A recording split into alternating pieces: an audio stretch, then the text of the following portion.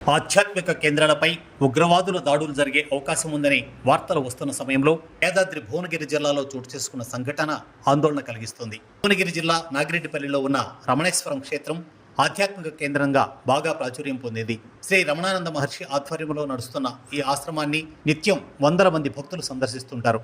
సహస్ర శివలింగాలు, జలలింగాలు, బంగారు శివలింగంతో ప్రతిష్ఠితమైన golden temple, దశమహావిద్యలు, నవదుర్గలు ఇలా ఓ వేదాశ్రమమే అక్కడ కొలువై ఉంది. అందుకే యాదగిరిగుట్టను, రమణేశ్వరాన్ని సందర్శించేందుకు తెలుగు రాష్ట్రాలే కాకుండా దక్షిణాది రాష్ట్రాలన్నింటి నుంచి భక్తులు వస్తుంటారు. అనుమతి లేకుండా లోపలికి ప్రవేశించే అవకాశం కూడా ఉండదు. అలాంటి చోట గుర్తు తెలియని వ్యక్తులు ఆశ్రమాన్ని టార్గెట్ చేశారనేందుకు జరిగిన సంఘటన ఉదాహరణ.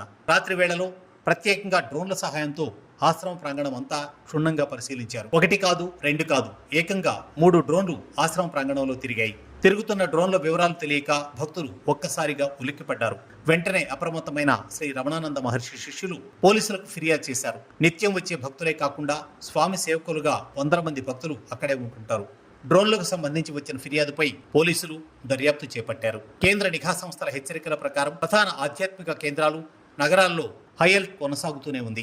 2 తెలుగు రాష్ట్రాల్లోని 14 ప్రదేశాలను అత్యంత సున్నితమైన హై అలర్ట్ జోన్లుగా అధికారులు గుర్తించారు. అయితే వాటిలో రమణేశ్వరం వంటి ఆశ్రమాలు లేవు. పైగా హైదరాబాద్కు అత్యంత సమీపంలో ఉండడంతో డ్రోన్ల వ్యవహారం సంచలనంగా మారింది.